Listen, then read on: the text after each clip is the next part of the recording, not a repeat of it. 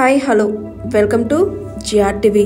Adilabad collectorate ఎదుట కాంగ్రెస్ చేతిలో మోసపోయి 19 రోజులుగా నిరవధిక సమ్మె చేస్తున్న సమగ్ర శిక్ష ఉద్యోగులకు మద్దతు తెలిపి వారికి విరాళంగా 50,000 అందజేసిన కేటీఆర్ ఎన్నికల సమయంలో రేవంత్ రెడ్డి హామీ ఇచ్చిన విధంగా తమను రెగ్యులైజ్ చేయాలని కోరుతూ ఆదిలాబాద్ జిల్లాలో ధర్నా చేస్తున్న సమగ్ర శిక్ష ఉద్యోగులతో ఫోన్లో మాట్లాడి వారికి భరోసా ఇచ్చిన బీఆర్ఎస్ వర్కింగ్ ప్రెసిడెంట్ కేటీఆర్.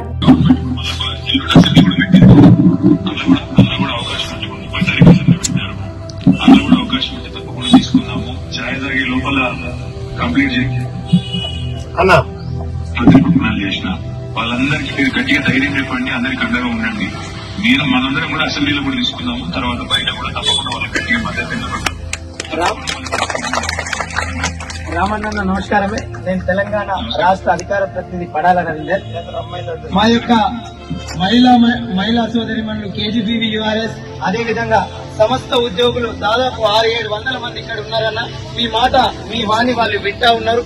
కాబట్టి మా రిక్వెస్ట్ ఏంటంటే అన్న, మీ సంపూర్ణ మద్దతు ప్రకటిస్తూనే గౌరవ మా ఉద్యమ నాయకుడు కేసీఆర్ గారికి కూడా ఒక్క నిమిషం పాటు ఒక వీడియోని మా కోసం ట్విట్టర్ వేదికగా సమగ్ర శిక్షకు న్యాయం కోసం నిలవలేస్తూ మా ప్రియతమ నాయకుడిని ఒక నిమిషం ఆ ట్విట్టర్ ద్వారా మీరు గౌరవ కేసీఆర్ గారిది రిలీజ్ చేస్తారని, అలా చేయాలని మా వాళ్ళు కోరుతా ఉన్నారన్న, ఆశిస్తా ఉన్నారు.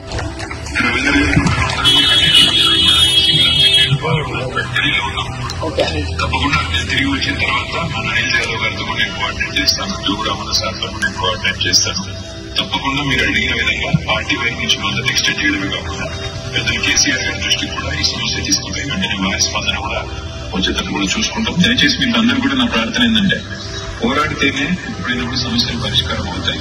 మీరు అడిగేదేమి కూడా కొత్తది కాదు, మీరు అడిగేదేమి కూడా మీరు మీ అంతల మీద ఈ రోజు కొత్తగా లేవనెత్తిన సమస్య కాదు. గతంలో ఈ రోజు ముఖ్యమంత్రిగా ఉన్న రేవంత్ రెడ్డి గారు గతంలోనే ఎన్నికల ముందే మీకు వచ్చి ఇచ్చిన వాగ్దానాన్ని నిలబెట్టుకోమని కోరుతున్నారు.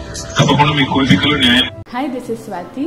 లైక్ చేయండి, షేర్ చేయండి, కమెంట్ చేయండి అండ్ సబ్స్క్రైబ్ చేయండి GRTV. Hi, this is Monica. Please like, share and subscribe GRTV.